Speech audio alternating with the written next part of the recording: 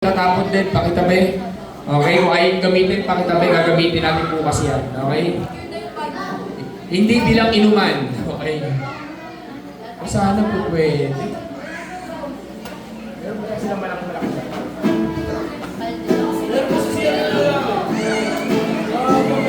Pwede natin ilabas.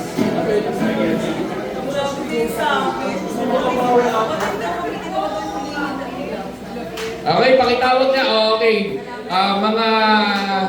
Mga magkakagrupo, pakihanap ng kagrupo ninyo at tayo magsisimula na. Okay, ng eksakto 1:30. Okay? Pakihanap na. Okay? Ay, mga leaders, responsibilidad nyo na sila, ha? Yan. Yan. Yan. Okay.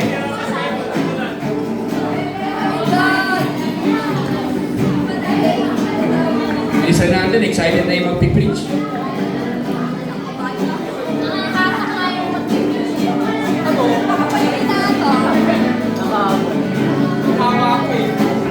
Huwag yung harangan yung aircon, huwag yung harangan yung airflow, huwag yung harangan yung iwata. Excuse me everyone, huwag yung harangan yung iwata, huwag yung harangan yung iwata. Huwag yung harangan yung Cesareo, ayan yung Cesareo dyan sa iwata.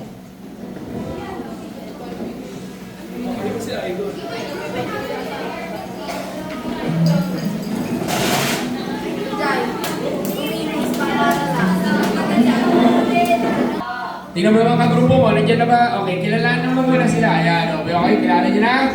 Sige, tayo tumayo. Tayo pumunta sa gitna, tayo handa magpuri sa ating Panginoon. Sabi ng Biblia, sabi ng Bible, the Lord inhabit the praises of His people. Kagabi, nakita natin kung anong ginawa ng Panginoon. Amen po ba? Grabe, grabe. So, sa totoo lang, wala na kami mga boses. Uy, really, ba't ka dyan? Okay. Hindi mo na, okay. So, ibang klase yung ginawa ni Lord kagabi. The best yung ginawa ng Panginoon. Na naniniwala kami na ang Diyos, ang siyang patuloy na gumagalaw, patuloy na naghahari. At naniniwala tayo na marami pang gagawin ng Panginoon. Amen po ba? Amen! Diba? So, praise God. Hindi na ba ganun, mainit pa rin pero hindi na ganun tulad ng kahapon na dumating tayo. Tama po ba? So, kahapon talaga, ibang klase, niluluto tayo. Okay?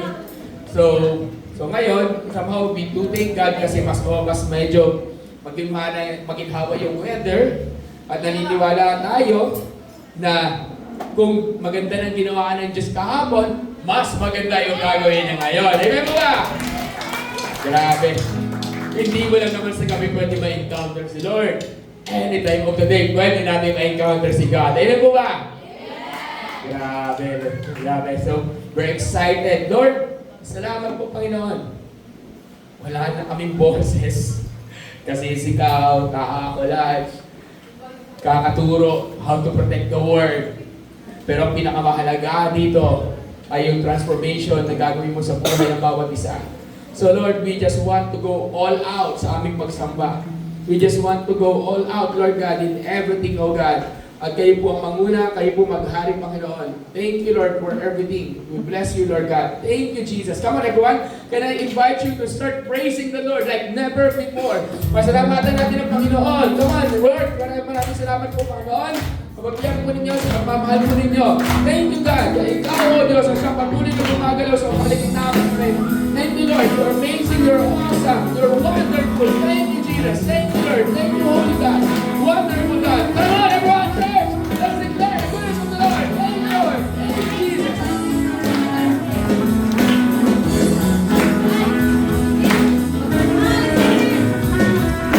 Nais kong umawit ng papulit pagsamba, kasabay ng damdamin ay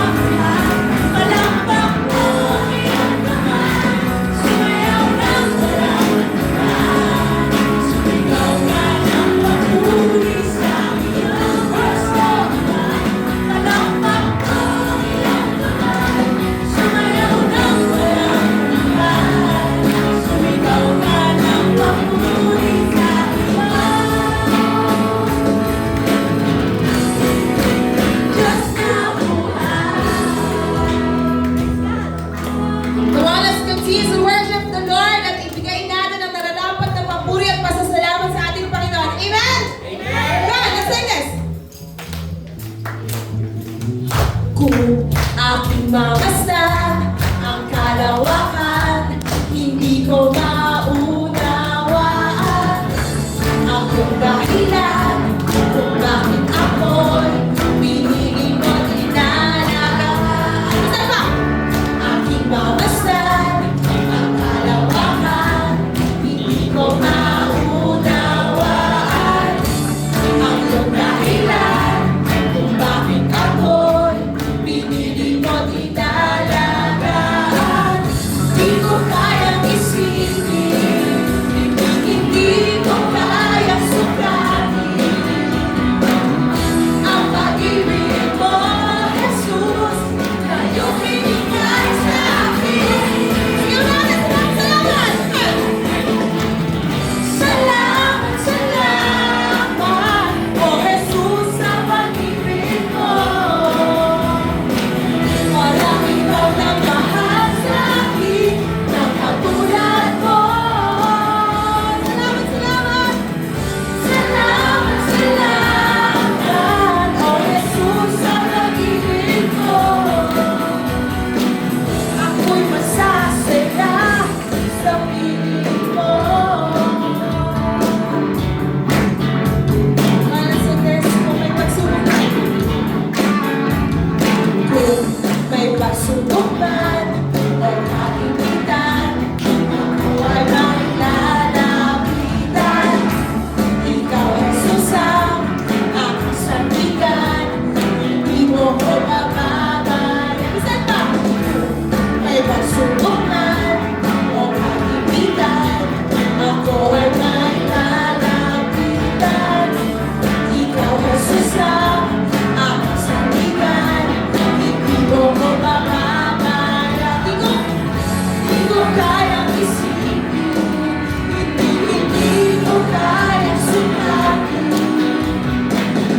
ang pag-ibig mo, Jesus, na iyong binigay sa akin. Salamat, salamat, O Jesus, sa pag-ibig mo.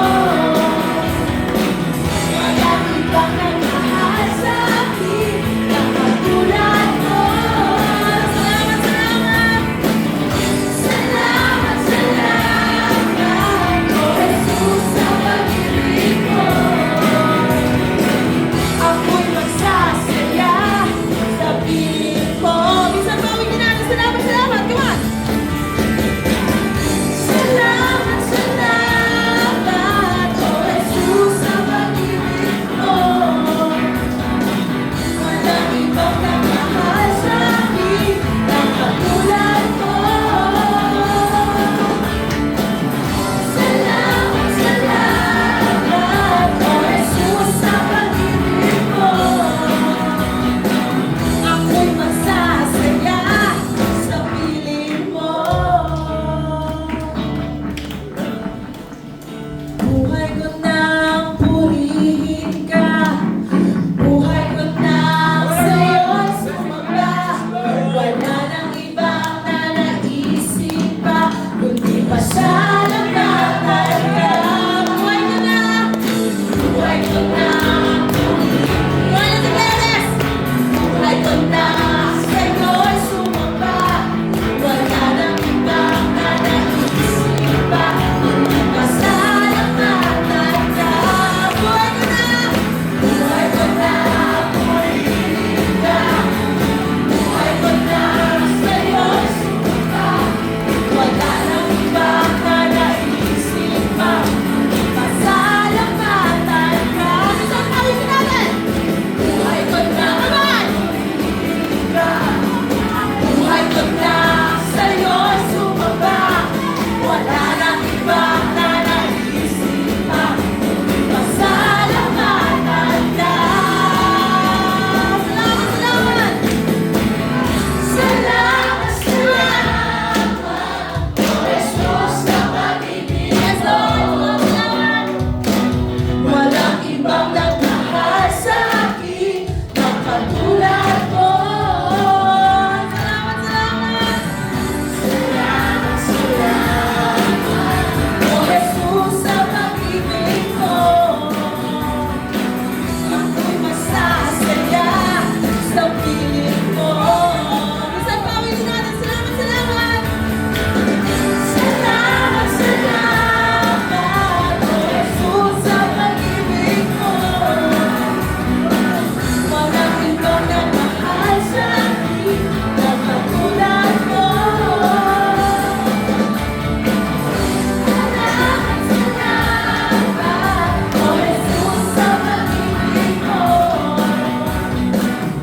Ako'y masasaya sa piling mo. Buhay ko nang purihin ka, buhay ko na sa'yo'y sumamba. Wala nang ibang nanaisin pa, kundi pasalamatan ka. Buhay ko nang purihin ka, buhay ko na sa'yo'y sumamba. Wala nang ibang nanaisin pa, kundi pasalamatan ka. Buhay ko na purihin ka, buhay ko na sa'yo'y sumamba. Wala nang ibang nanaisin pa, kundi pasalamatan ka. Buhay ko na, buhay ko na sa'yo'y sumamba. Wala nang ibang nanaisin pa, kundi pasalamatan ka. Buhay ko na, buhay ko na purihin ka, buhay ko na sa'yo'y sumamba. Wala nang ibang nanaisin pa, kundi pasalamatan ka.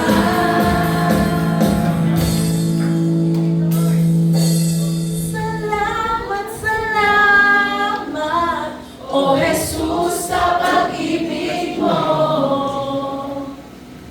Walang ibang nagmahal sa akin ng katulad mo.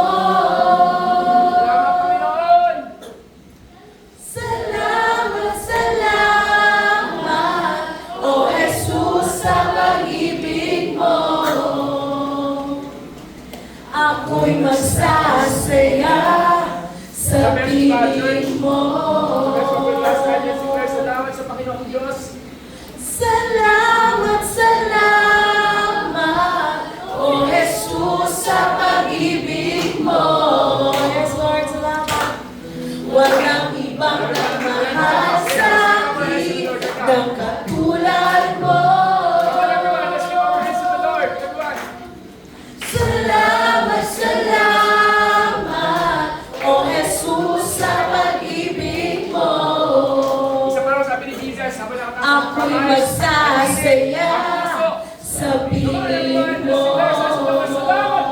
Salamat, Panginoon! Salamat, salamat, O Jesus, sa pag-ibig mo.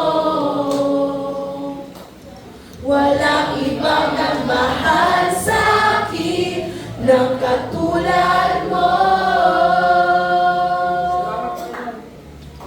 Salamat, salamat, O Jesus, sa pag-ibig mo. Ako'y magsasaya sa piling mo.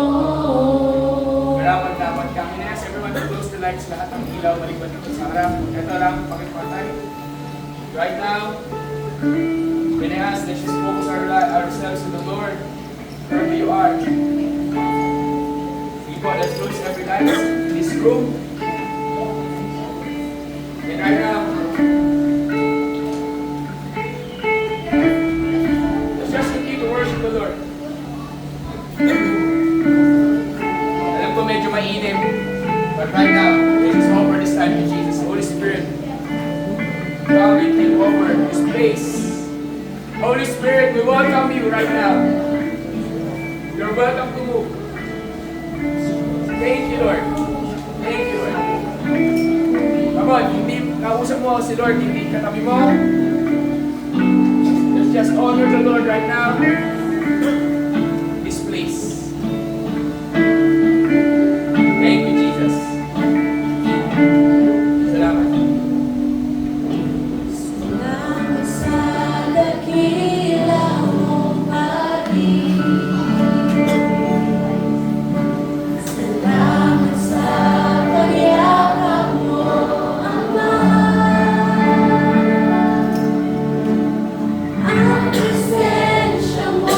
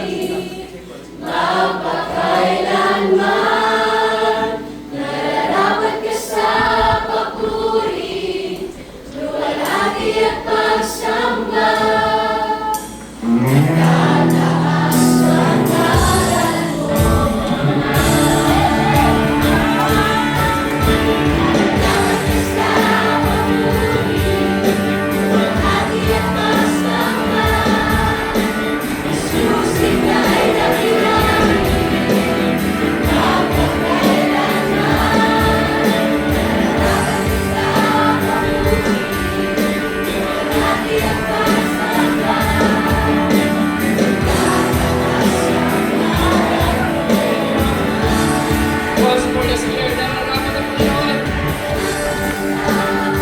Come on, church, let's declare.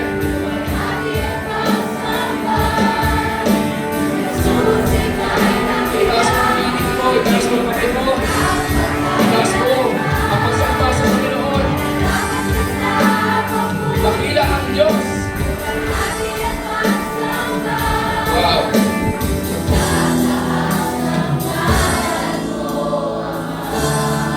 Milik ka. Yun din.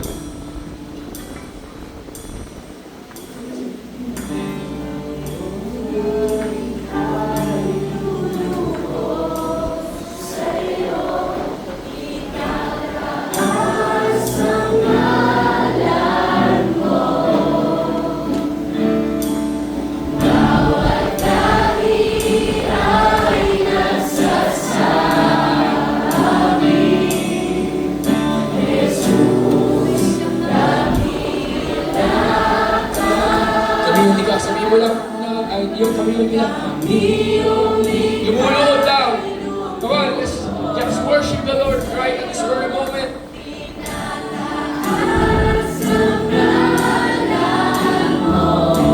Mula sa harap hanggang sa dulo, sambahin lang natin ang Panginoon.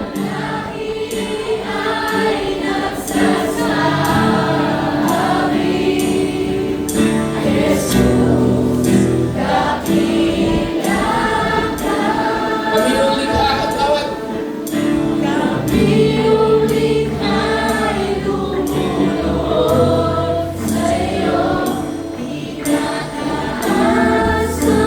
Holy Spirit, just move mightily in this place.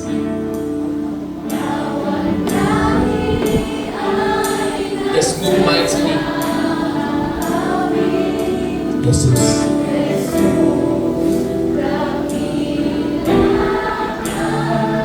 Holy Spirit, right now.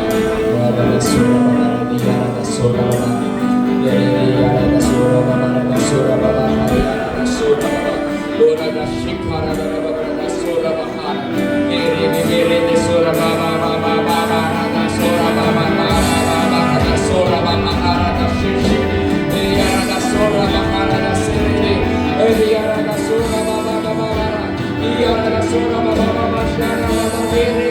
Come on, worship the Lord.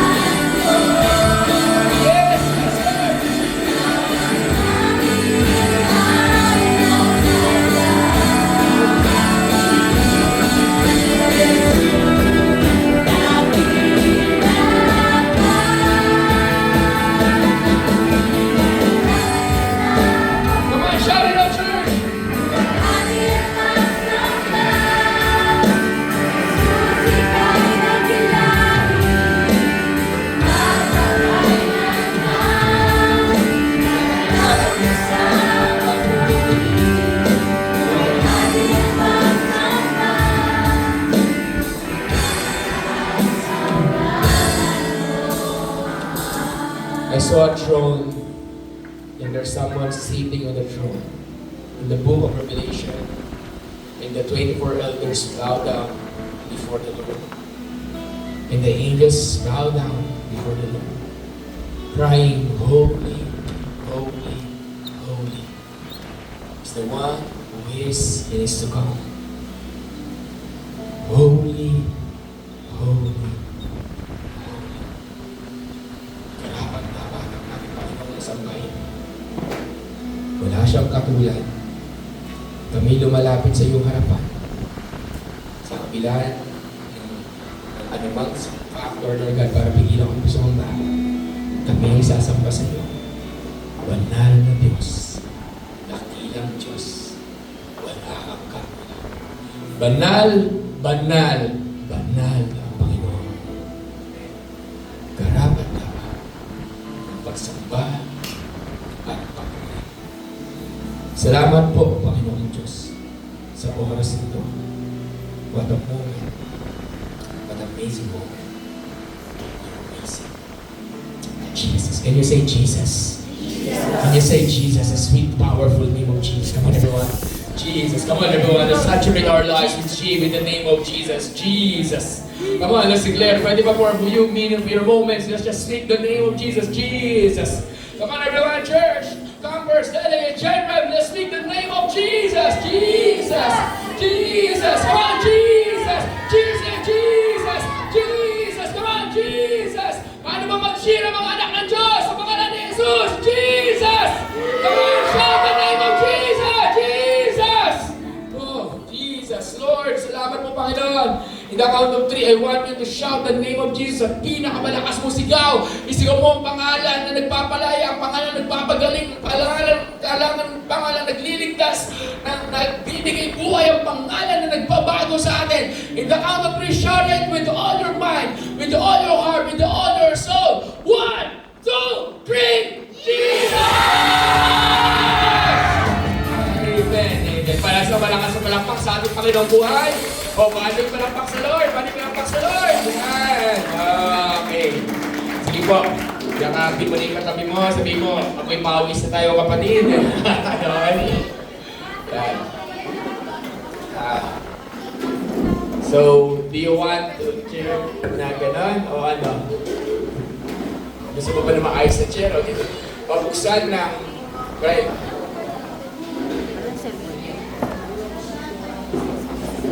Yan, babuksan po. Pati sa likod na lang kasi medyo mainit. Huwag na dyan sila. No? Yan, sa likod. Yan, yan. As dito na lang, dito, para maliwanag. Dito. Huwag na sa gitna, huwag sa gitna. Balik na. Ito part. Meron yan. Bakit tulungan niya? Ito part. Yan, yan. Ito. Yan. Tapos bakit patay yun?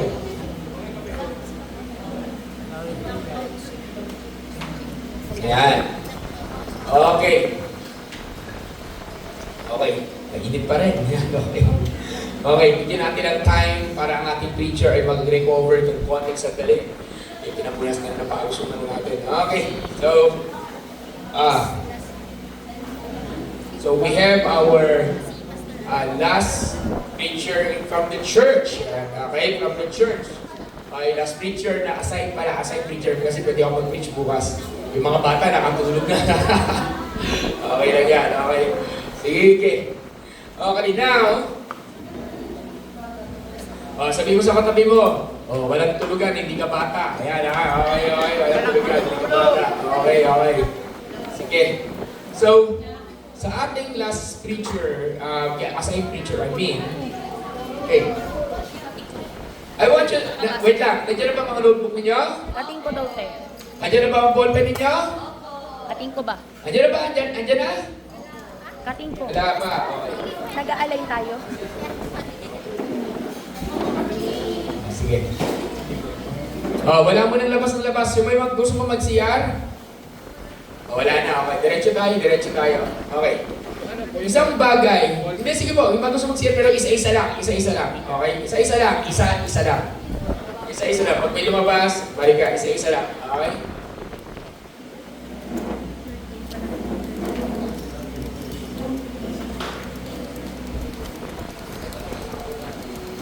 Kaya nga, isa-isa lang sila. Okay. So, pakilala ko muna. Okay? So groupings, nasa yung mga groupings natin? Taas ang kamay. Kompleto ko ba? Okay. May mga marami pang lumabas? Ha? Marami ba? Okay. Okay. Once na nagsimula ng ating preacher, bawal na lumabas. Lahat na may lalabas magkakaroon ng minus points. Okay? Going ano? Okay. So, magkakaroon ng minus points yung mga lalabas. Okay. So, whatever the case is, as long na hindi to emergency, okay, please muna tayo. Okay, yan. Okay, please muna tayo. Unfortunately, hindi ba CR? Hindi ba CR? Baka CR yan. Banda dito sa gilid. Tignan mo nga. Lagayan po yung stock room Hindi, yata. stock room. Yan. Exit yan, exit. Yan. Okay, exit door.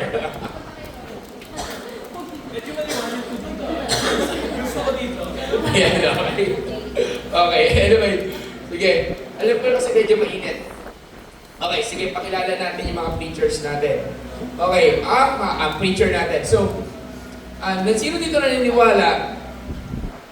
Ano yun? Ito ba yun?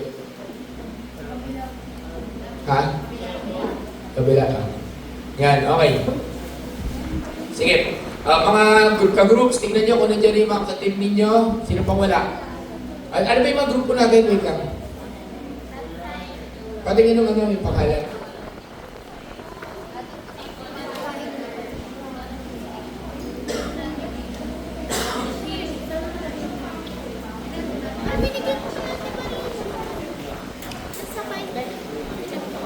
Okay. Kompleto na ba ang forerunner? Forerunner, nasaan kayo? Kompleto. Torchbearer! Wala yung torchbearer. Wala mo lumabas lang ng torchbearer ah. Okay, kompleto kayo hindi.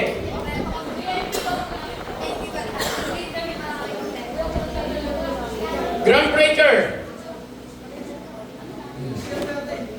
Okay. So, Vanguard. Nandiyan na may Vanguard?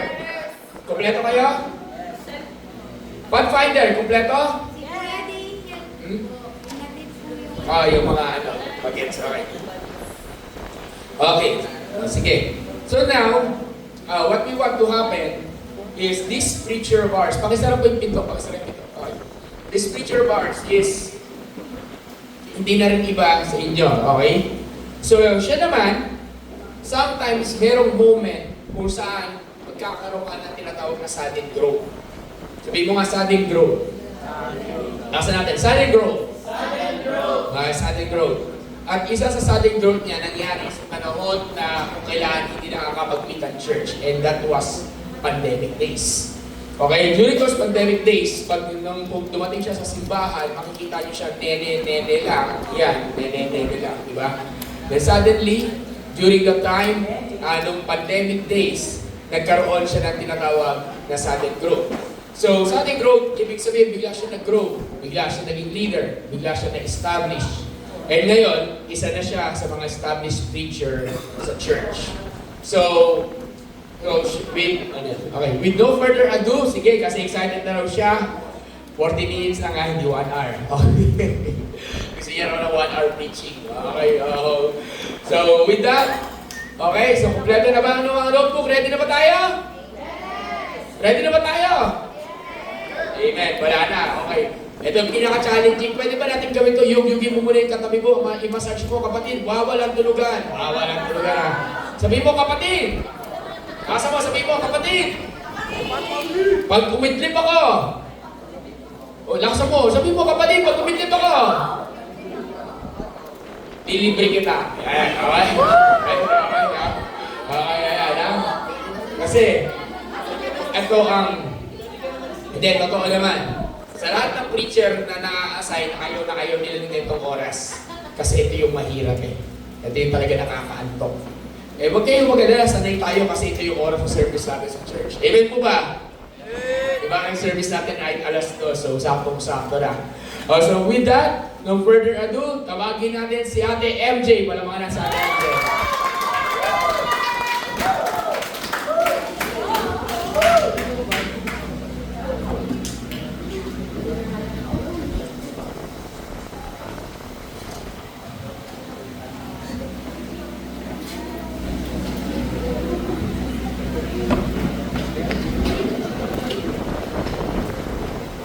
Ayan, so sinong gising pa? Kung kayo'y inaantok na ako, then inaantok na ako, kinakabahan pa ako, no? So ayun, then again, I am grateful na mabigyan ulit ng opportunity na makapag-preach ulit after a year ng hindi pagsasalita sa harap. But then again, kahit natagal na rin na nagsasalita, still lang kinakabahan pa rin ako. No? Nakakapa pa rin talagang humarap at maggamitin ng Lord sa pulpit para maihayag yung salita niya. So bago tayo magsimula, let's pray muna. Lord, right now, God, we thank you, God, for this opportunity, O Lord. Nagpapasalamat kami na ngayon pa lang hindi pa tapos, God, yung tatlong araw namin in this camp, pinupuno mo na kami. Maraming salamat, Lord God, for filling us, O God.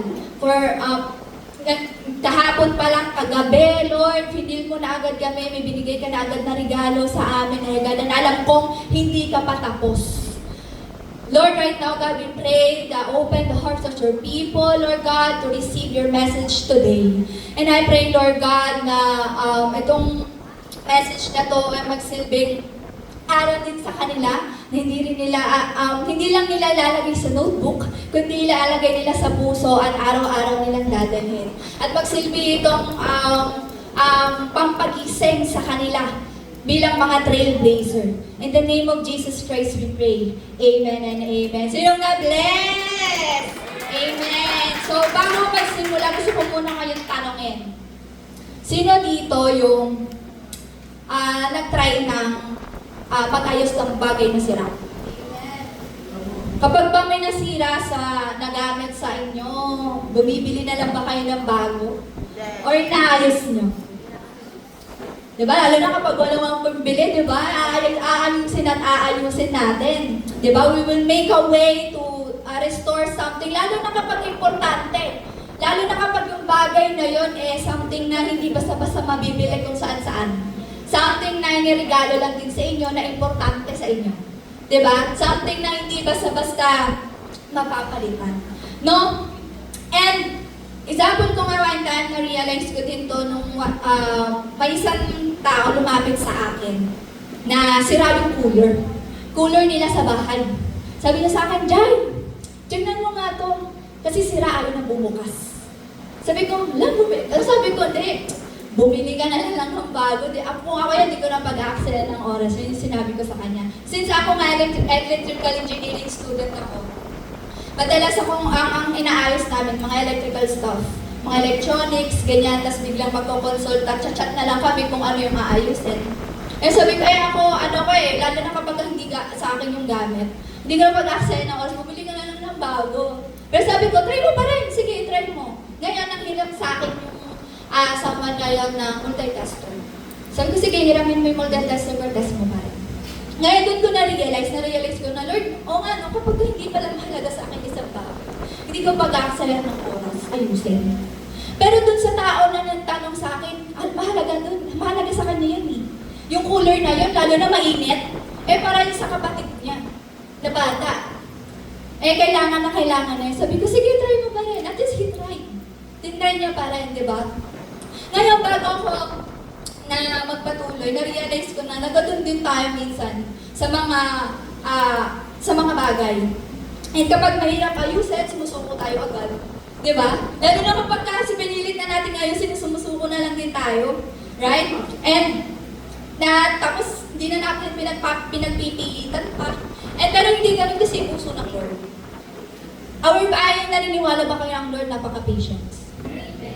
Diba? Napaka-patience niya. Kaya hahabulin at aayusin yun yung bagay na sira kahit gaano pa ulit-ulit pang nasisira. Amen? Naniniwala kayo doon? When God sees something, kapag may nakita siyang broken, He looks for people willing to repair that thing. Hindi lang siya nag-aayos gumagamit siya ng tao para ayusin yung bagay na sira. No? At ayun yung makikita natin sa story ni Nehemiah. Ngayon, mag-focus tayo sa book ni Nehemiah. Ang Nehemiah, siya ang nagsulat nito. Siya mismo ang nagsulat. Ngayon, gusto ko muna paintindihan natin sino si Nehemiah.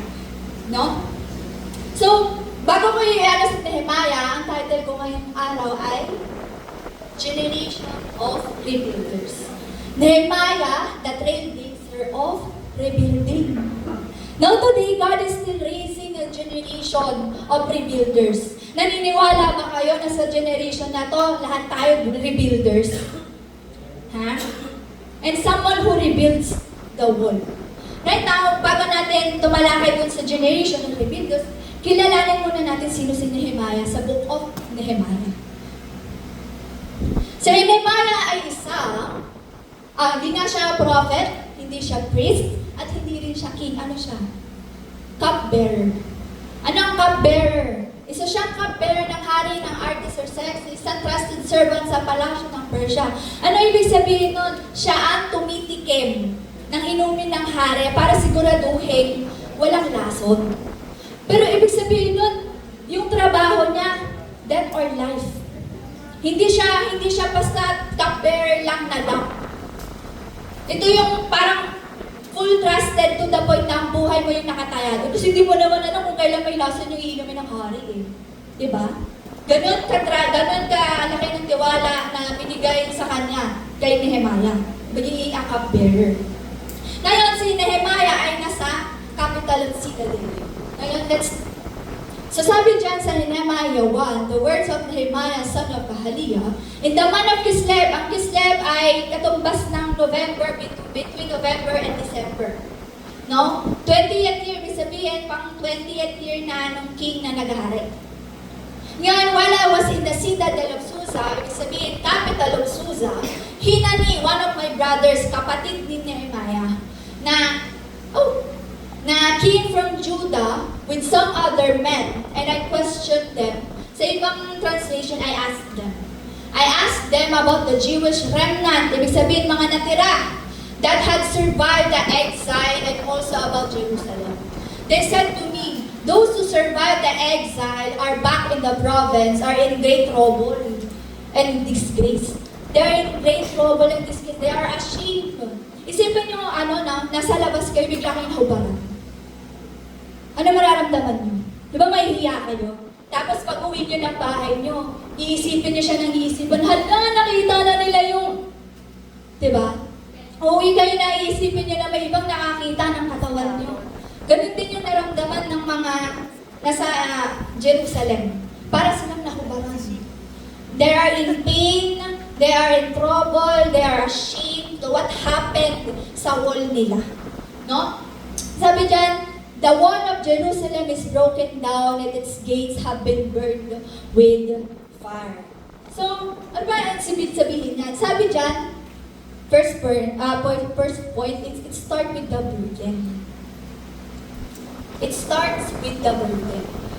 Diyan sabi, I questioned them. He asked them. So, ibig sabihin, hindi na hinintay ni Nehemiah na sabihin sa kanya casually. Kumbaga parang hindi na dumating yung kapatid niya na si Hanani na i-chika lahat na nangyari sa Jerusalem. Siya mismo ang lumapit. Siya mismo ang nagtanong ano nangyari sa Jerusalem. Ano nang sitwasyon nila sa wall. No? Ano ginawa niya? He intentionally asked. Nehemiah asked. Naging intentional siya. No? And sometimes, God starts calling by letting us see the brokenness. Bakit? Paano? No, sabi dyan, bago naging rebuilder si Nehemiah, naging concerned muna siya. Concerned ba tayo? Kapag may nalalaman ba tayong isang bagay sa isang tao, sa isang sitwasyon, sa isang pangyayari, concerned ba tayo? Minsan ba napapahala? Ano na kaya nangyari sa kanila? Concerned ba tayo? Hala? Diba? Meron ba tayong concern? May ganun ba tayong reaction pag may nalaman? Or tayo yung deadma? Deadma sa bashers, gano'n diba? Deadma. Wala naman yung kinalaman sa buhay ko, ano gagawin ko? Diba? Anong pakialam ko? Diba? Kasi hindi Nehemiah nag-ask, nagtanong siya mismo. Bakit? Kasi mahal niya yung Jerusalem. He heard about Jerusalem, that's why he asked. Kaya tayo nagtatanong, kaya tayo nangangamusta, kasi mahalaga sa atin yung isang bagay. Amen? Amen. So, sabi dyan, ayan, nakalagay na pala siya dyan.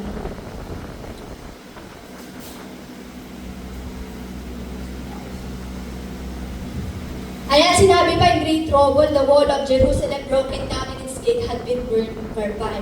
Sabi niya, sometimes God start a calling by letting us see the brokenness. Inaalaw tayo kadalasan ng Lord makita ang isang problema.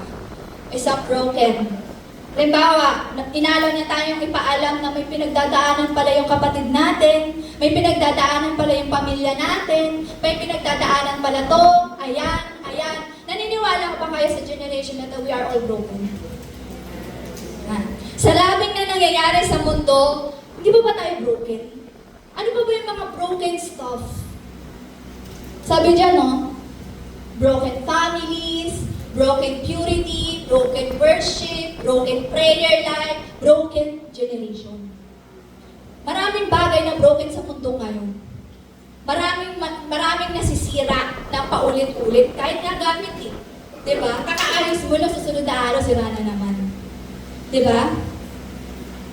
Next. Sabi dyan, when I heard these things, I sat down and wept. Umupo siya, tas umiyak. For some days, ibig sabihin ilang araw siyang umiyak, umiyak ng umiyak, at ang tagal na ng Lord. Ayun, nagluksa, nag-pray, nag-fasted. Alam ba ninyo ang fasting? Ang fasting, sino naman siya ay ilang araw din siya hindi kumain, pray lang siya ng pray, and pray before the God of heaven. Ngayon, instead na ma-burden tayo, we tend sometimes to compare, we complain. Diba? Lalo na sa mga nakikita natin. And habang ang ibang tao sanay sa complain, si Nehemiah nasaktan.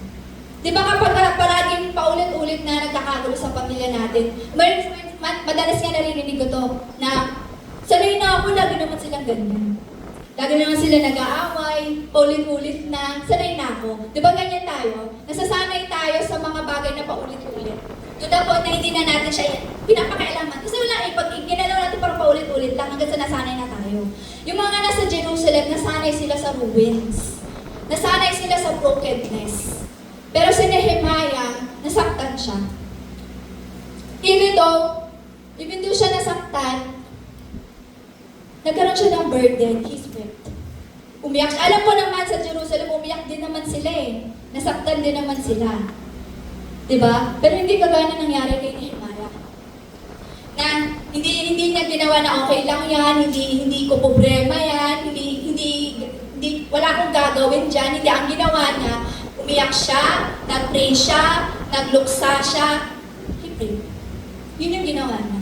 Sometimes kasi sa atin kapag may nangyari, dinadamdam na lang natin eh. Tas yun na yun. Diba? Tas yun na yun. And sabi nga dyan, before God uses someone to rebuild, He first give them burden. No? Ang Lord, bago tayo bigyan ng isang bagay na ayusin natin, we need to have a burden. Bibigyan muna nila tayo ng burden. Ano muna yung burden? Diba? Ano muna yung burden? So, burden is a deep concern, bigat, strong feeling of God places in your heart about a person, a situation, or problem. Now, sabi nga dyan, he prayed them. And yung pray na yun, sinurrender niya. Kasi after niyang malaman yung nangyari sa Jerusalem, at after niyang mag-wept, nag-cry, nag-fasted, yung prayer niya, sa 3 araw na nag-pray siya, tsaka na sinabi ng cupbearer siya. Doon niya sinabi yun. And sometimes, God maybe that's the reason why God allows you to see broken things. Yan yung isa sa bagay na bakit inaalaw tayo ng Lord na makita yung mga sirang bagay. Not to criticize them. Hindi para i-judge. Hindi para i-compare. No, bakit sa ganito, sa ganyan, sa family na to, ganito. Sa family na to, hindi. Bakit sa friends ko dito, ganito. Sa friends ko, ganito, hindi. Hindi. He is calling you to rebuild them. Kapag pinakita ng Lord ang Lord sa inyo ang isang bagay, hindi ibig sabihin nun, ibig sabihin lang nun, may ipapagawa ang Lord sa iyo. Kung nakita mo yung problema na yun, hindi para takasan, hindi para i-judge, hindi para i-criticize, but to help. Para tumulong. Kasi kaya nga pinaalam sa iyo yun eh. Kaya nga yung pinakita sa iyo ng Lord. Kasi may papagawa siya sa inyo. Amen? And that is what the generation of rebuilders looks like. Ganon ang itsura ng mga rebuilders. People, mga tao na hindi comfortable sa mga sira.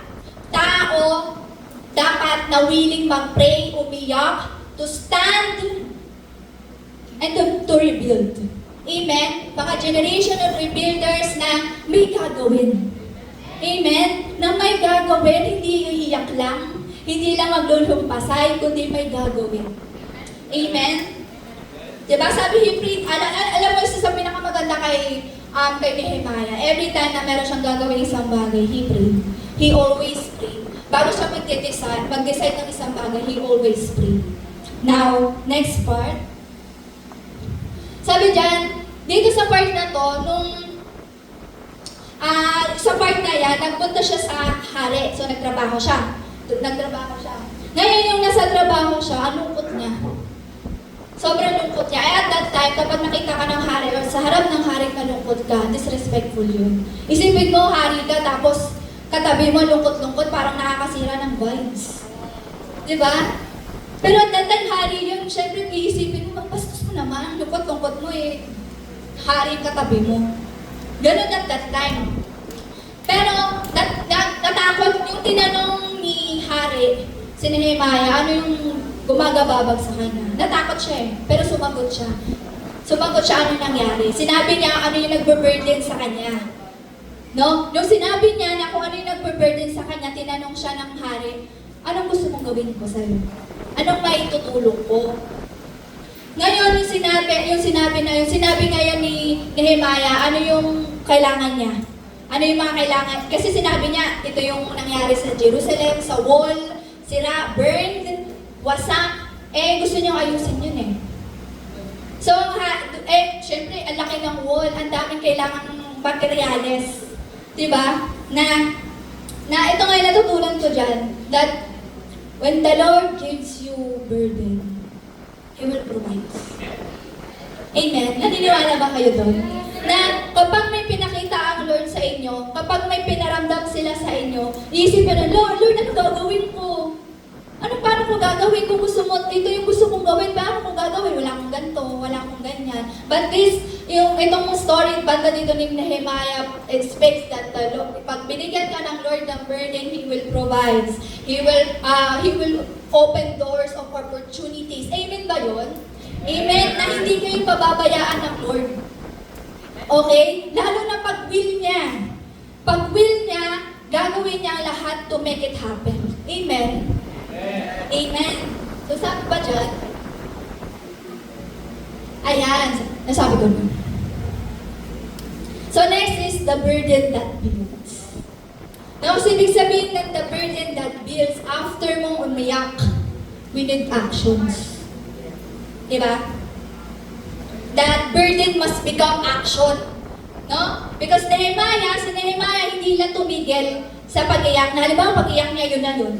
Diba? Nasa pag-pray niya, yun na yun. Hindi. He stood up and rebuilt. So, ang ginawa niya, I went to Jerusalem after staying there for 3 days. I set out during the night with a few others.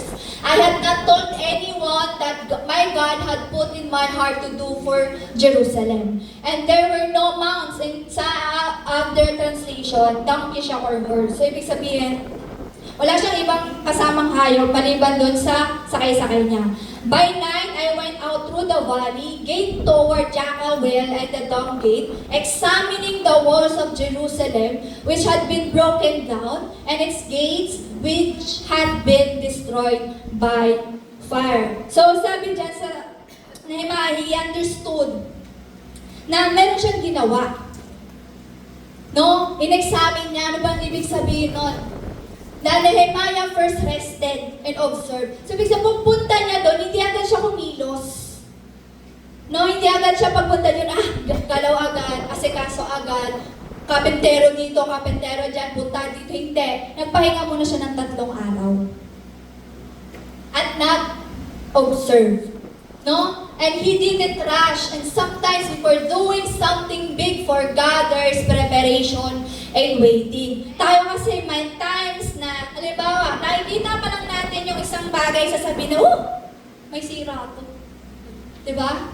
Hindi pa natin na-check yung paligid, pero sa mata, sa first, pa lang, parang nakita na may sira.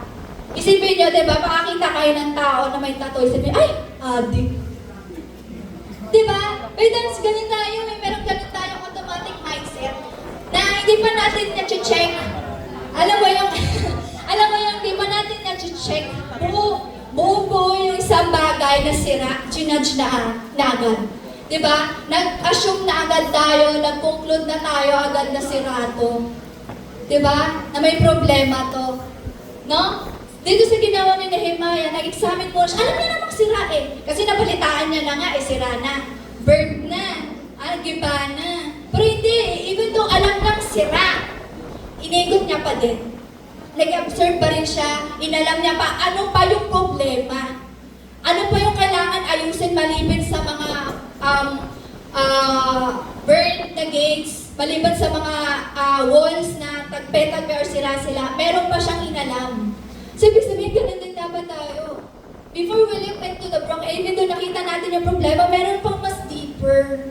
Kaya nga lagi ko nga sinasabi sa mga bata na always be kind, show love and kindness. Kasi hindi natin alam ano pinagdadaanan ng bawat isa. Na even though nakita natin, oh, pag-uwi niya ito, kagagalan niya ng simbahan, ganito agad. O kaya naman, na pagdating, ang sama-sama ng galing mo, bakit ka ganyan? Hindi natin alam. May nakasalubong, nakatapak pala siya ng jebs. Diba? Pagdating niya kay bad trip siya, hindi natin alam kung bakit bad trip yung tao. That's why we don't assume things. We ask. Kagaya nga ni ginawa, in-examine, nagtanong, in-examine niya. Kamusta? Ano nangyari? Parang ganun yung ibig sabihin niya. Kamusta? Anong nangyari? We intentionally ask, we examine. Amen? Nagigets ba? Alright? Alright. So sunod dyan is yan, sabi nga dyan here. Sabi dyan na, I do not told anyone what my God had put into my heart in Jerusalem. Even though nagsama siya ng ibang tao doon sa lugar na yun, hindi niya sinabi ano yung balak niya. Wala siyang pinagsabihan na kahit na ano about doon sa vision na pinakita ng Lord sa kanya. So, ibig sabihin, halimbawa kapag may nalaman ka sa kapatid mo, ala, nandun nangyari sa ganda, hindi mo agad yung i-chismis. Diba? Hindi natin agad yan sasabihin, ay, alam mo ba, ganito, ganyan, hindi. Sa Nehemiah, kinip niya yun. Kinip niya muna yun. Siya muna nag-observe sa, kinip niya muna yung mission na pinigay sa kanya ng Lord. Kasi he understood that every plano ng Lord should immediately be shared to anyone. Na hindi siya basta-basta kinikwento lang ng kung kani-kanina. Ngayon pagdating, ayan, examine, tapos na rin, nasabi ko na. Ayan din kanina, isa pa yung sa dagdag na I hadn't said anything to Jews of the priests, of nobles, or officials, or any other who would be doing the work.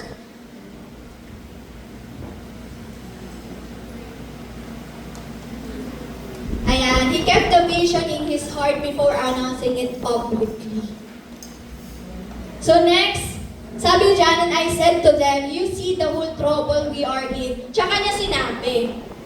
Dahil alam niya na yung gagawin, alam niya na yung problema, nakita niya na yung brokenness, alam niya na yung solusyon na gagawin niya, tsaka niya sinabi. No? People are sometimes, ano ba muna? Sarili kong PPT, hindi ko na So after inspecting the walls, Nehemiah family spoke to people. Sabi niya, hinaknowledge niya, pinoint out niya yung problema. Ayan, isa-isa dyan, Jerusalem was broken, gates were burned, and people were in shame. But at the same time, shinare niya din kung ano yung favor ng Lord.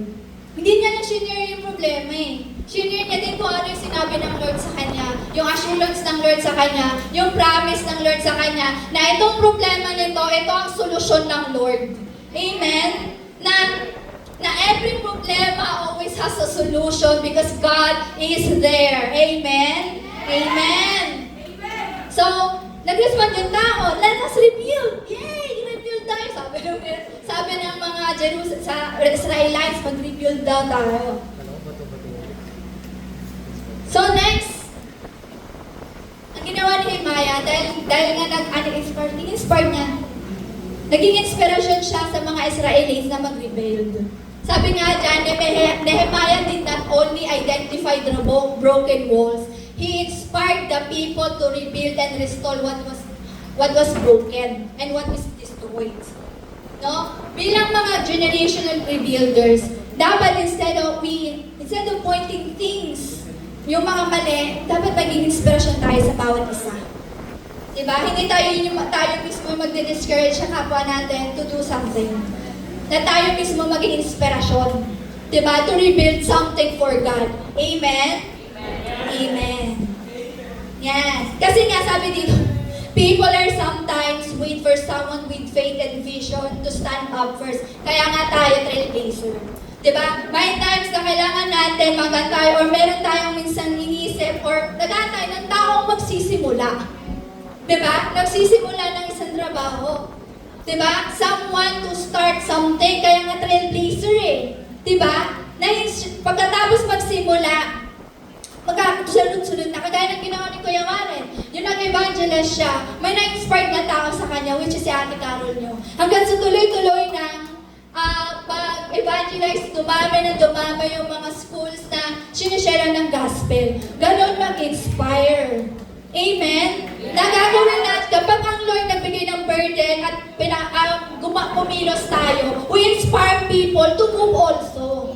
Amen? Na hindi lang tayo yung gagalaw, hindi lang natin sasarilihin, kundi share natin. Kasi sabi nga, di ba, na ang gawain ng Lord, hindi lang para sa atin, para yan sa lahat. Amen ba? Ganon ang Lord. So, next. Generation of rebuilders. Siguro dito ako mas medyo na maglalalim lang. So, i-example na lang siya. Sinamarize ko na lang. Ito, nakalagay dito yung mga rebuilders na gumawa ng wall. Inisa-isa yan, andun pa yung pangalan nila, nakalista dun yung mga names, families na mga tumulong sa pagre-rebuild. Yun yung mga high priest, yung mga rulers, mga governors, perfume makers, meron din. Tapos mga daughter, mga families, yung mga anak, ganyan. So, ibig sabihin lang yun, hindi lang common workers ang tumulong. No? Pati mga leaders and officials na bumaba para tumulong. Sabi dyan, it shows us that restoration is not a one-man mission. So, ibig sabihin, ang mission ng Lord, hindi lang gawain ng isa, kundi marami. Hindi magagawa ang malaking bagay kung hindi gagawin ng maraming tao. Amen? Diba? Naniniwala ba kayo na malaki ang papagawa ng Lord sa simbahang ito? Kaya tayo dumadami kasi malaki ang ipapagawa sa atin ng Lord. Naniniwala ba kayo doon? That's why we are multiplying. That's why we are spreading kasi malaki ang ipapagawa, i-rebuild at paparebuild ng Lord sa atin. Amen ba yun? Wow! No? Sabi dyan, walang tuhay sa gawa ng Lord. Ibig sabihin, governor ka man, rulers ka man, kahit na perfume makers na walang ka-experience sa pagkukonstruction, tumulong eh. So, ibig sabihin, may experience ka man o wala. Diba? Tutulong tayo. Lalo na kung parte ka doon. Lalo na kung land mo yun. Land nila yun eh. Kanila yun eh. Kanila yung wall na yun. Yung Jerusalem, kanila yun. Kaya even though perfume maker ka man, anak ka man, or princess ka man, pag alam mong sa iyo ang lugar, tutulong ka. Amen? Amen. So, ayun, we don't only command, we join the work. So, ibig sabihin, hindi lang tayo yung, gawin mo yan, gawin mo to, dapat ito yung gawin mo, kasi ganyan dapat. Hindi, pag may nakita kang problema, tumulong ka, maging part ka ng pag-aayos ngayon. No? Na if you see a problem, be part of a solution. Amen ba yun? No? Na revival and restoration will happen when everyone participates. Ang revival at pag-aayos mangyayari kung lahat magtutulungan. Amen? Kung iisang tao lang yung hirap, parte na laki ng wall. Ang laki nun. Kaya kaya ba ni Himaya mag-isa yun? Baka kalahati pa lang yan, ano na siya? Diyos ko, wala na puto yun. Baka mamaya, dislocated na puto nun. Hindi, si Nehemiah kailangan niya din ng tulong. Dahil ang laki nga ng wall, kailangan din niya ng maraming tao. Ha? Okay? So, ano yun natin? Kahit hindi ako yung may kasalanan, bakit nasira yung wall na? Oo! Diba? Kapag alam mo that is your land, kasalanan mo man or hindi, tutulong ka. Ha? Kasi even though, bakit nga ba nasira yung wall of Jerusalem? Dahil din sa kanila. Because of disobedience. Because of worshiping idols. Because of rebellion. Kaya inalaw ng Lord i-conquer ang Jerusalem ng Babylon. Dahil din sa mga taong nakatira doon. Diba? Sila na nakasira, di ba tutulong? Diba? May kasalanan man tayo or wala. Tutulong tayo. Kasi alam mo, that's your family, that's your land, that's your thing. Tutulong tayo. We will be part of that rebuilding. May kasalanan man tayo or wala. Tayo man yung dahilan or hindi. Lalo na kung tayo yung dahilan ng pagkasira. Dapat maging parte din tayo nun. Maging part tayo nun. Okay? Amen ka doon? Si Nehemiah yung dumating siya sa Jerusalem, ay sa Citadel sa Susa. Sira na yung wall Diba? Sira na siya. Ang sarap-sarap ng buhay niya sa palasyo. Ang ganda-ganda ng buhay niya doon. Diba? Even though possible siyang mamatay anytime dahil doon sa pagkain niya ng hari. Pero ang sarap ng buhay niya doon. Pero hindi dahil siya ang tinouch ng Lord. Naaalisin ka ng Lord sa comfort zone mo to do His will.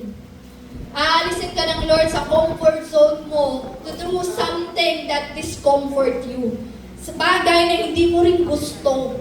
Bagay na ang hirap. Diba?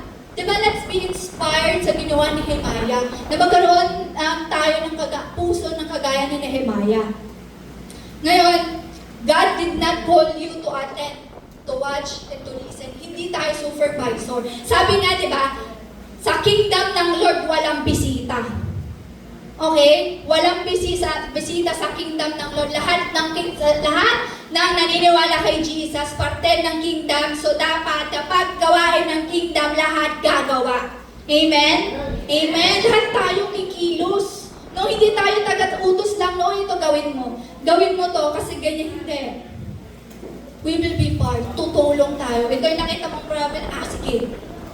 Ito yung nakita mong problem, sige, tulungan kita. Ano may tutulong ko? Ano magiging part ko dito? Amen ba? Amen. So if you own the place, pulutin mo yung hammer, pulutin mo yung panggasa, at pulutin mo yung nails, everything na paggawa ng construction at mag-rebuild. Tumulong. Amen ba? Hindi ko na napaplush yung mga Ayan.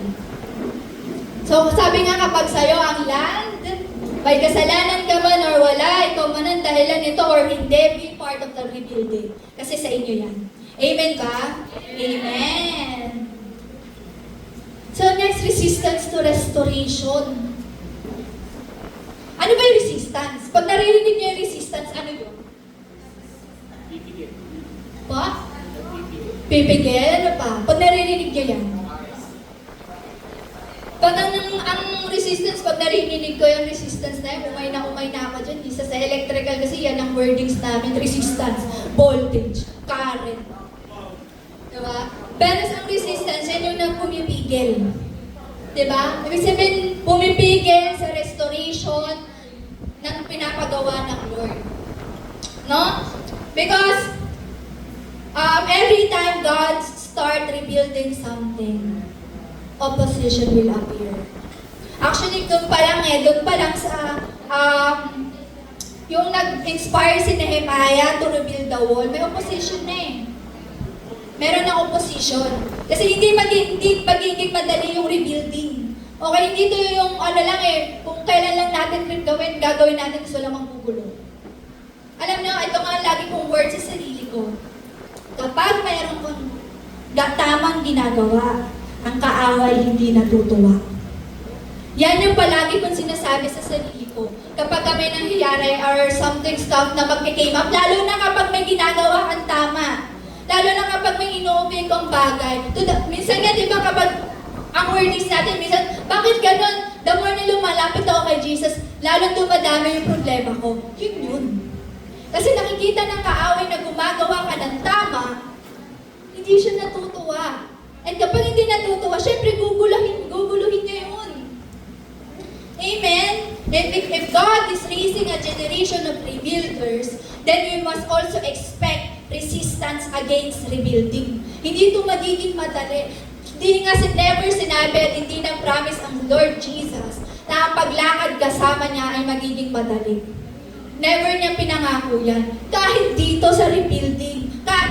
Sige, para mas maintindihan, kahit sa construction, kasi nag-intern na ako sa mga construction. Tapos doon ko na nalaman kung bakit ang tagal na matapos ng building. Diba, sa PUP may nire-rebuild doon, ilang taon na yun, di pa tapos. Diba? Nakalagay dun sa karatula, 3 years lang na ganyan, pero 5 taon na, di pa tapos. Poste-poste pa lang, wala pang mga harang-harang. Yung nakapasok ko sa construction company, doon ko na-realize kasi may delay sa mga material, may mga delay sa mga material, no, na nagpapatagal ng construction. Kapag nagkaroon ng problema sa mga materials, magkakaroon talaga ng delay sa construction. O kaya naman misunderstanding sa mga staff, diba? Sa mga engineer, sa mga architect, sa mga contractor. Doon pala sa mga contractor nagkakaroon na yun ng problema. That's why tumatagal yung pagbuo ng construction. Ganun din. Dahil ayaw ng kaaway na mabuo yung wall na yun, guguluhin niya. Ginulo niya. The same way that God placed burden in Nehemiah's heart was also the God who gives strength and favor, courage, and victory to continue rebuilding despite opposition. The same way, sabi nga, iisang God ang nag-place ng burden sa puso ni Nehemiah, ay iisa din God na magsusustain sa kanya, magbibigay sa kanya ng lakas, ng favor to continue. Sana, dito kay Nehemiah pala, ma-inspired na tayo, despite the opposition, we will continue. Amen? Despite the discouragement, despite the doubts of people around us, despite of all of that, pag will ng Lord gagawin natin, tutuloy tayo. Amen? Sabi dyan, they mock and ridiculed us. Isipin nyo, tayo yan. They mock and ridiculed us, pinagtawanan, ininsulto, kung ano-ano sasabi. What is this you're doing? Ano ginagawa niyo? They ask, are you rebelling against the king? Tingnan mo, nag-ano pa? Nanira pa, nag-ano pa, nag-fake news. Tapos sabi, I answered them by saying, the God of heaven will give us success. We, His servant, will start rebuilding. But as for you, you have no share in Jerusalem. Alam nyo, pag hindi part talaga ng rebuilding, hindi nyo rin maiintindihan kung ano yung nire-rebuild nila. Kapag hindi part ng land, pag hindi part ng family, kapag hindi sila part doon, they will never understand what God's want to do with that place. Amen ba? Kaya sa Gen-Ed, naniniwala ba kayo sa mananggugulo sa atin, sa mga nangyayari sa simbahan na naniniwala kayo na ng Lord, ang laki-laki ng gagawin ng Lord. That's why ginugulo tayo. Amen. Naniniwala ba kayo doon? No? And even though ginugulo tayo, ang gagawin natin, magpapatuloy. Na even though ang daming distraction, chaos, stress, hindi tayo papatalo dyan, gaya ng ginawa ni Nehemiah. Si Nehemiah, confident siya. Confident niyang sinagot. Ang sabi niya, of God of heaven will give us success. We, His servant, will start rebuilding. Si Lord ang magbibigay sa amin ng victory, kaya kahit anong sinasabi niyo, magtutuloy kami. Kapag alam niyo, ang Lord, ang will ng Lord yun, despite anong naririnig niyo, tutuloy tayo. Amen? Sabi ba dyan?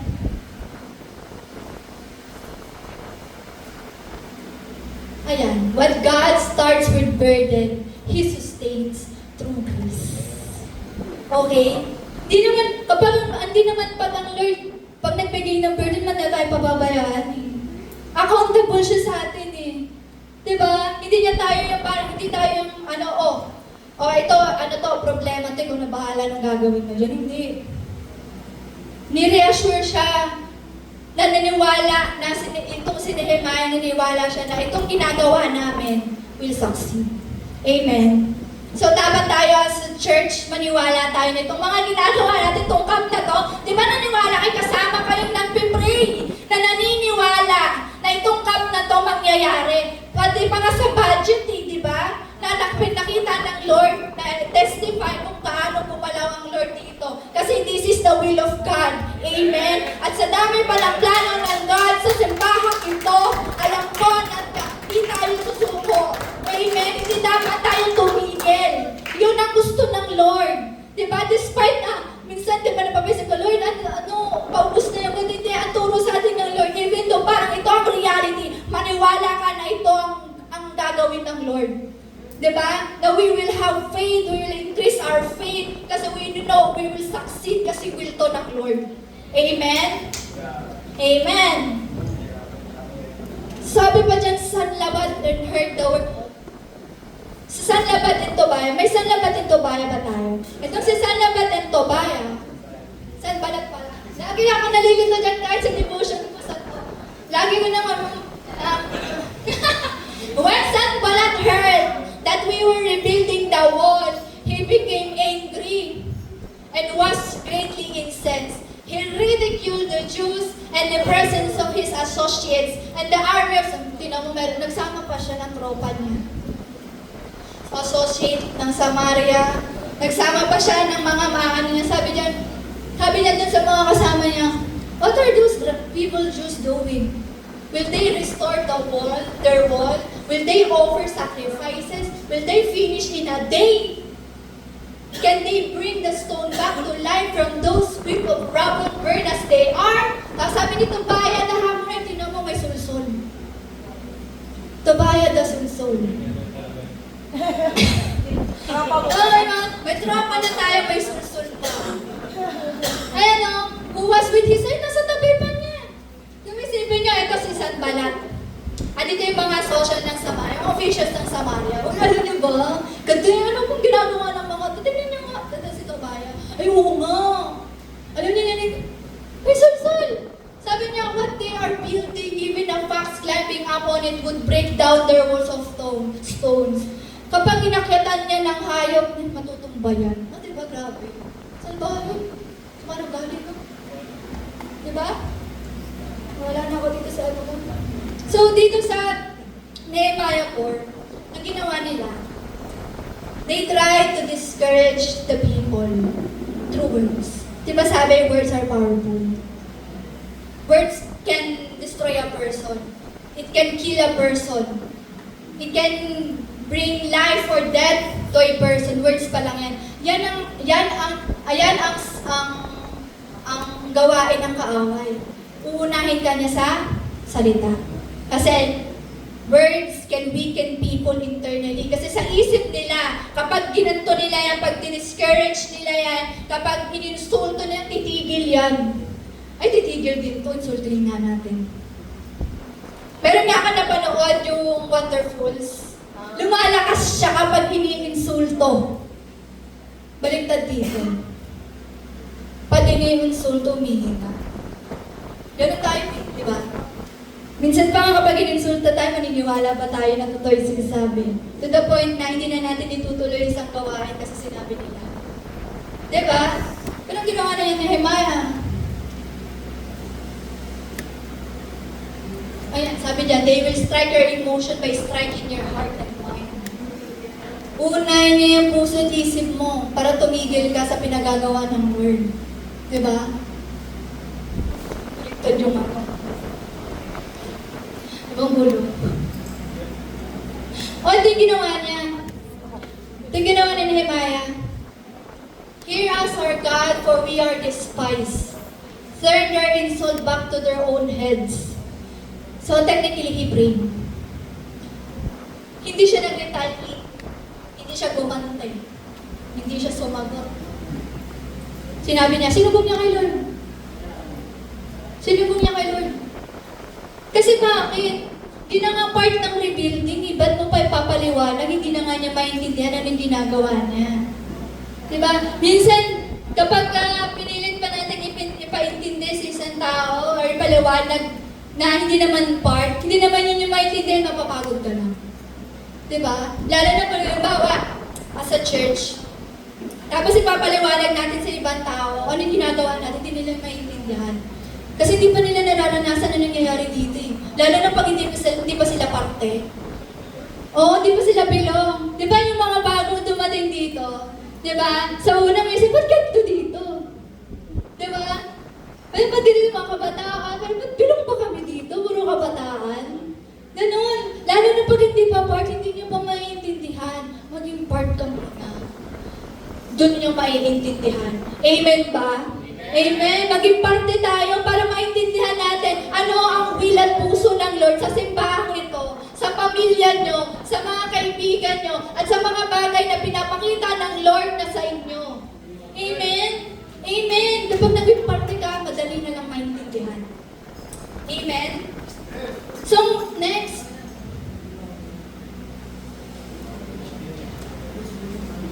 Tapos na yun.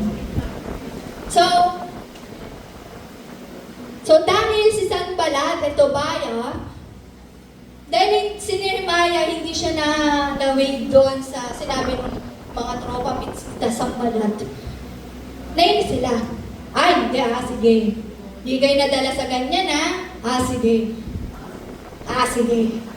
Ginawa nila, they plotted together to come and fight against Jerusalem and stir up trouble against it. Na-threaten sila eh. Kasi hindi sila na-wave. Okay, hindi natakot. Sila Nehemiah, nag-rebuild pa din. Tumuloy pa rin sila. Kung bagay isipin ang kalaban, hindi kayo natakot sa amin, sige. Pero hindi nila alam sila yung threaten, hindi tayo. Kasi sa atin, alam natin we are succeeded. And we will succeed. Sila hindi nila alam anong kahihinatnan nila. No? Nasaan ako? Nandito ba rin ako, no? Ay, nakalagay din dito, Sanballat and Tobia is not part of the rebuilding, that's why they don't understand. Lalo na pag hindi naman taga doon. At dahil part tayo ng rebuilding, at dahil tahanan mo ito, dapat naiintindihan natin si Nehemiah. Amen ba? Hindi siya nanlaban.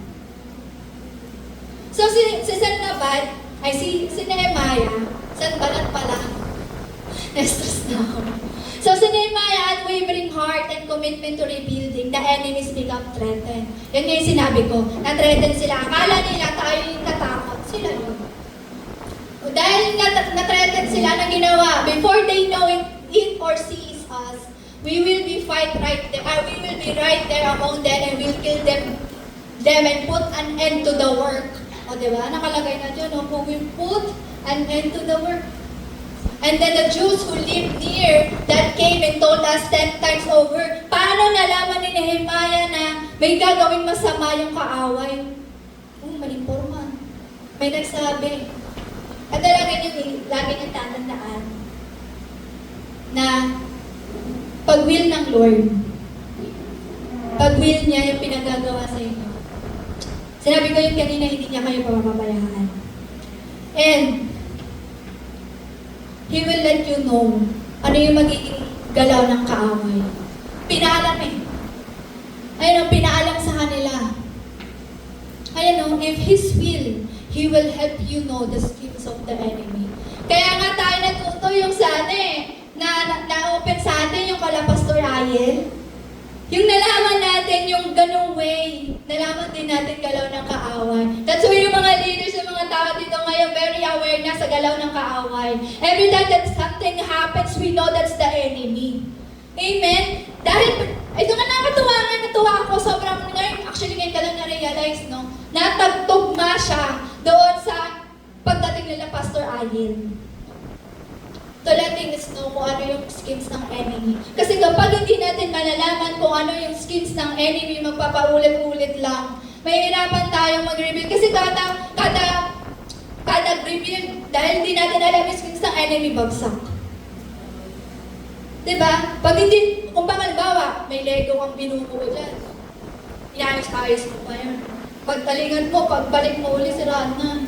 Kasi hindi natin alam may pumasok na bata. Kasi pag hindi natin alam ang galaw ng kaaway, yung mga pinaghirapan natin ni Ribian, sisirain lang ulit. Kaya yung tinuturo sa atin, to be aware.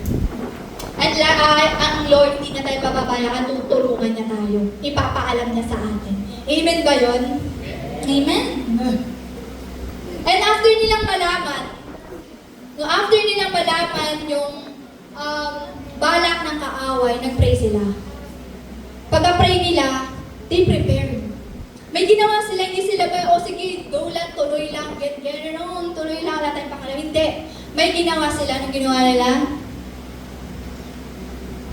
I put some of the people behind the lowest places along the wall.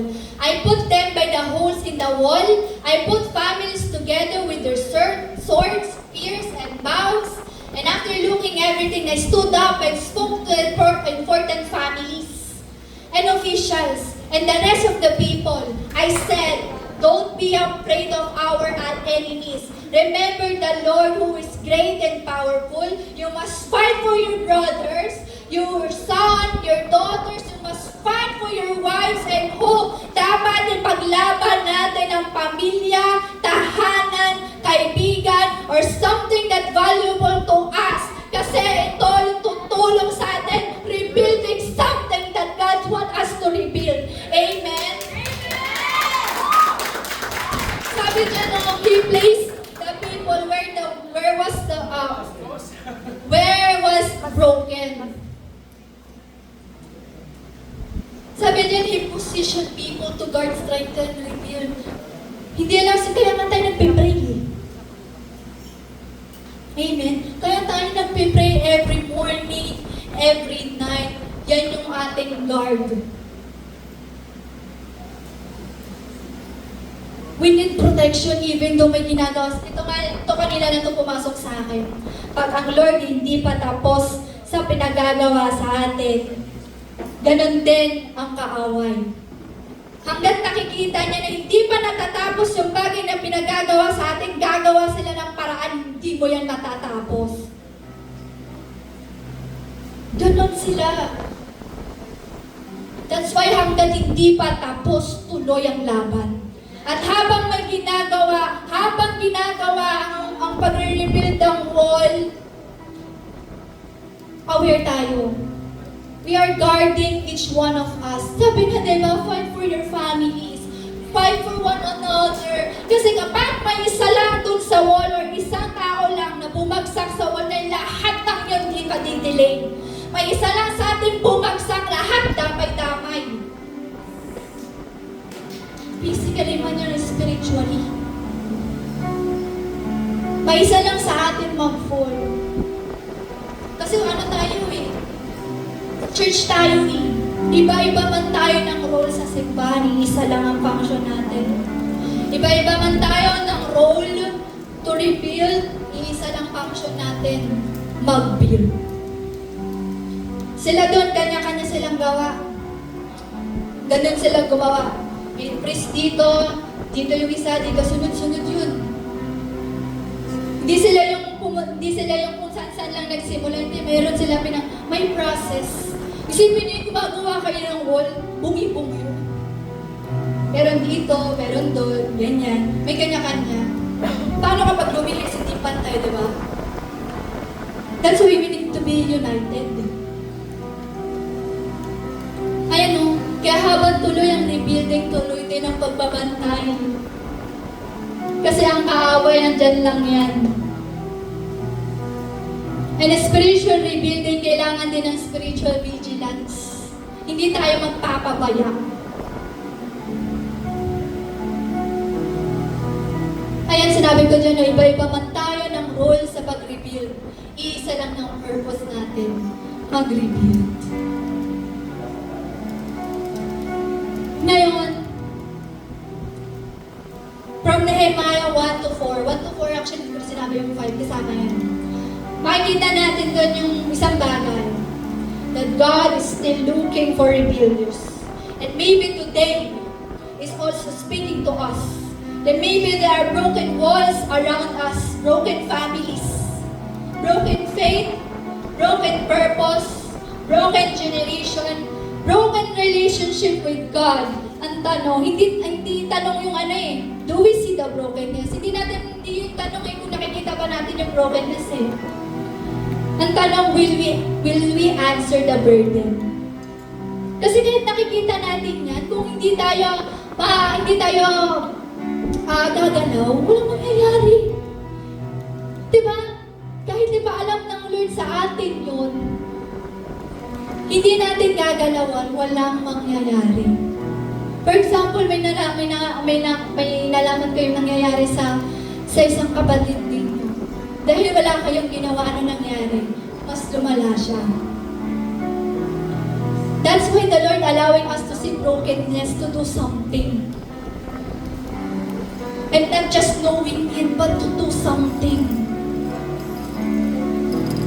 And because God is still raising a generation of rebuilders, mga tao na pagpipray instead na didedmahin. Mga tao na magre-restore instead na i-criticize. Mga tao na tatayo sa mga mahihinang spot ng simbahan to rebuild what others gave up on. Na kapag ang isang tao na tumigil sa pag-rebuild, saluhin natin, tulungan natin sila. Amen? And yes, rebuilding is hard. Sobrang hirap mag-rebuild. Tandaan natin yan at walang madali. And there will be opposition, there will be discouragement. But remember this. What God started with burden, He sustained to grace. Sinabi ko na yan kanina. He sustained. Hindi niya tayo pababayaan. So don't stop rebuilding. Diba? Sa generation na to, diba? Ngayon pa lang nandito kayo, naririnig nyo yung tinig ko. The Lord is calling you to rebuild your family, your friends, your church, and anything na ang Lord tinatawag ang i-rebuild. Sabi nga ng Lord sa akin, maybe what burdens you is connected to God wants you to rebuild. Sabihin ko, ano yung nakaka-burden sa iyo? Maybe.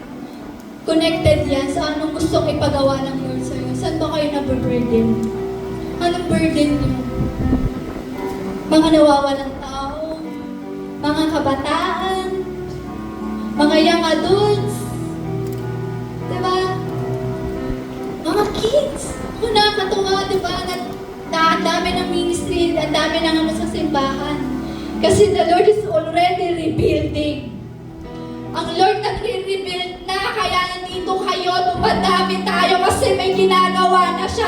Still na, bago pa sabihin sa inyo to, may ginagawa na siya. He's already moving. He's already rebuilding. That's why maraming relasyon sa simbahan ngayon ang umaayos. Maraming pamilya sa simbahan ang nagiging okay. At maraming pang testimony sa harap na marami pang maayos ang Lord. Even the most impossible thing, because in God there's no impossible. Amen? Kaya huwag tayong titigil. That's my encouragement. Huwag tayong titigil. Sabi dyan, one rebuilt wall can protect a city. Ang isang wall na rebuild, it can protect a whole city. And one surrendered life can change a generation. Isang buhay lang ang babago, isang buong generation na mababago. Buhay niyo lang yan, isa lang kayo, ang dami niyo ng mababago. Isa lang kayo, marami ng magagawa. Kahit si Nehemiah, mag-isa lang siya, ang dami niyang nagawa. Dahil na-inspired sila. So that's why we are trailblazer. To inspire one another, to do bigger things. So sana kapag may pinagagawa ang Lord, sama-sama natin gagawin. Kasi we are family. Amen. Let's pray. Lord, thank you. What? Let's stand. Can I ask that everyone close the lights? Lord, so praise the Lord, always praise the Lord. Leaders, workers, adjust tayo. tayo. Don't suppress the words of the Holy Spirit. Parang lalabas. Adjust tayo. Don't suppress the words of the Holy Spirit daw. Focus everyone. Let's respect the Holy Spirit. I believe He is here. He is already moving. Kahapon ngayon, He is already moving in your hearts. He is already moving in your families. Nandito kayo? Nandito kayo ngayon. Hindi nyo alam, ba't nandito kayo? May ginagawa na siya sa bahay nyo. Nandito kayo, meron na siyang ginagawa. Lord, thank you for this opportunity that you have already chosen us to be generation of rebuilders. A generation, Lord God, to rebuild something that is broken. Something, Lord God, na kailangan namin ayusin. Thank you, God, sa tiwala. You are trusting us, Lord God, for something big.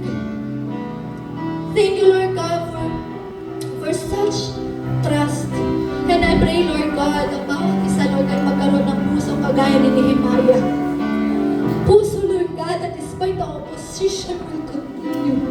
A heart, Lord God, to inspire people, to rebuild, to inspire people to continue, Lord, na hindi ma-discourage, oh Lord God. Turuan mo kaming maging Nehemiah, Lord God. Turuan mo kaming more like you, Lord. To reflect you more. Na Lord, hindi masasayang yung araw namin dito, Panginoon, na wala kang ginagawa, Lord God. Na you are here, Lord God, na pag-uwi namin, Lord, may naayos ka na. I thank you, Lord God, for the lives of your people. Lord, continue, Lord God, to hold them as a rebuilders, oh Lord God. A generation that builds from ours to our descendants na ngayon pa lang, Lord. Naayusin na namin so that our descendants, Lord God, hindi na problema kasi naayos na ngayon.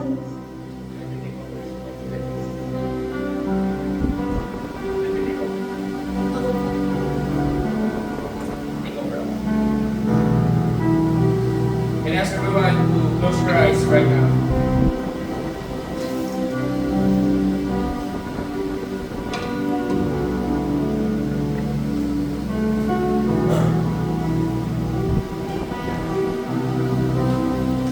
Right now for just a few minutes.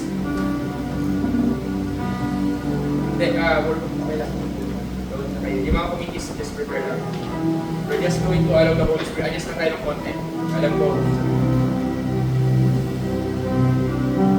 But we're just going to allow the Holy Spirit. I just saw a vision right now. Gusto ko lang i-release kaya sabi ko, is serious. Alam niyo na everything's subject to change whenever the Lord starts to move. I saw thunder and lightning. I saw thunder and lightning.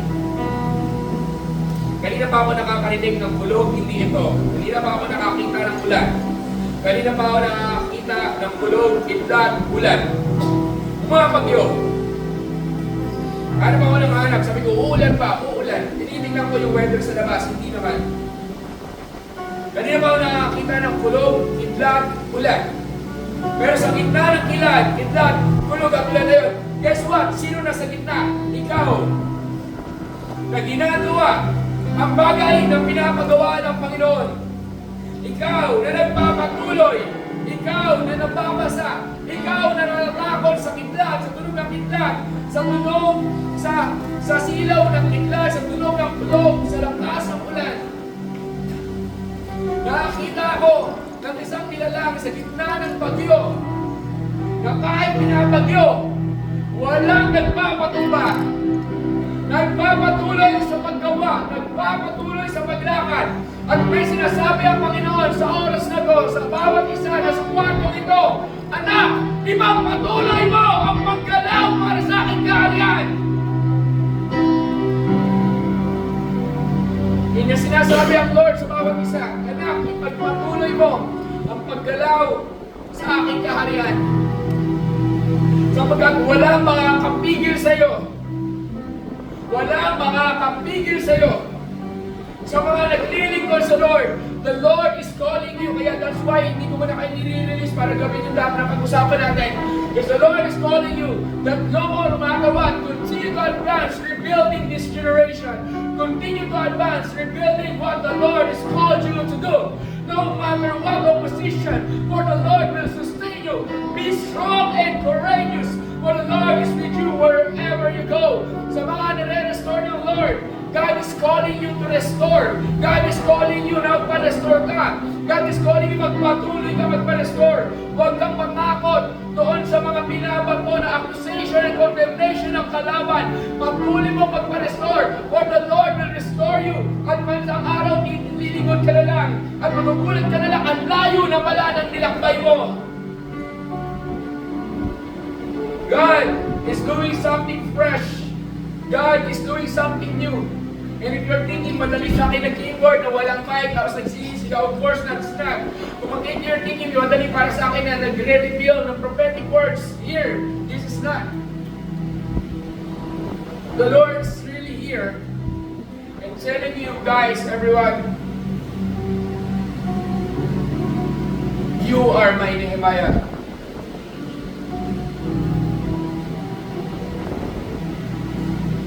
Bata, matanda, you are God's Nehemiah. Called to rebuild this generation. So we will do something before release, just a few minutes. I want everyone here to start praying.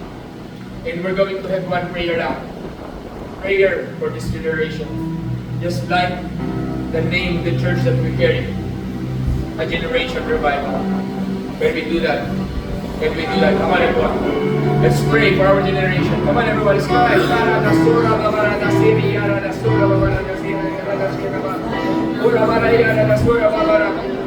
Pray for the people. Pray for the kids. Pray for the campuses. Pray for the families. Pray for the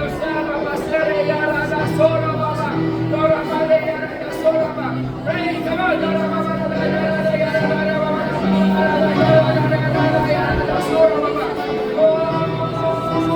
Jesus, come on. God is doing something. Lord, we are declaring right now, God, that you will sa generation ago, but this generation will come to know Jesus. Generation will know you. Will know you, Lord God. Lord, ang Pastor Jesus. Sa lahat ng kids na dito, nandito ba mga bata? Ang pinakabata kahit tulog o ano? Nandito ba kayo at 12 years old pababa? Ano your ear? Pwede kayo pumunta sa harap. Ikaw ang mabilis na. Pumunta ka sa harap, kung magulang kayo. O so may katabi kayo, hawakan nyo na lang. And just pray for them. Bless them. That God will raise this generation. That God will raise them. Come on everyone. Come on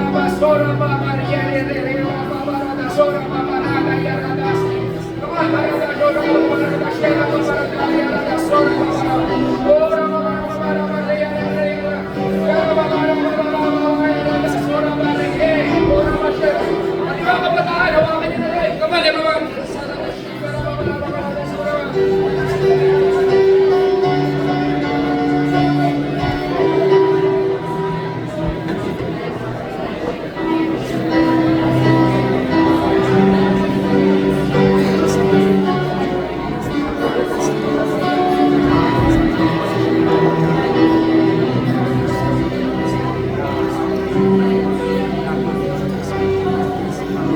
Now I want to pray. Let's pray for every parents. Yeah, may parents tayo dito. Come on, I want you to pray for every parents na nandito. Sa bawat parents, i-lay hands natin. Yung mga parents po na nandito. Come on, everyone. Lay hands natin sila. I want you to pray for them. Come on, everyone. That's all. Pray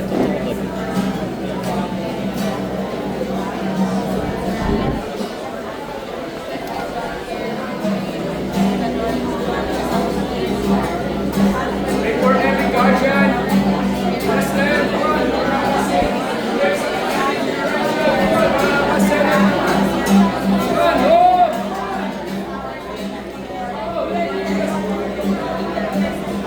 Thank you, Lord. Okay.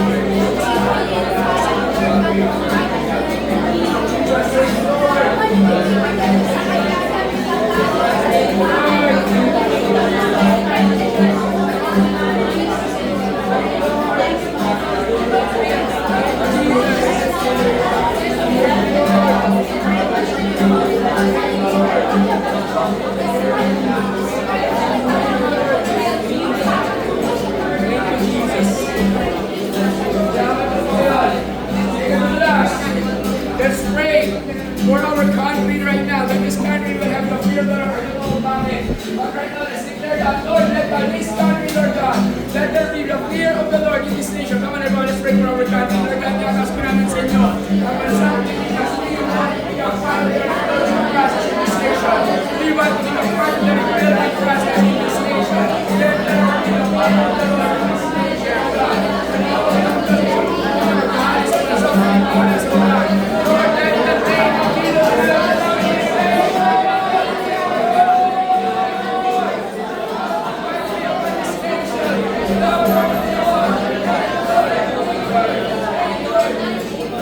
And last one,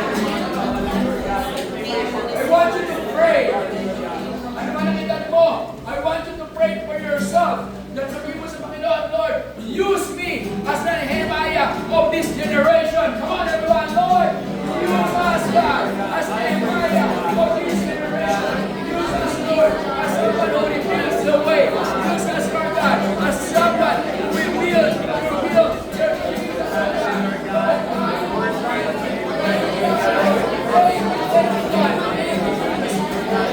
Lord, I'm there's a confusion in this house right now. The Lord is telling you, come and multiply my sons and daughters.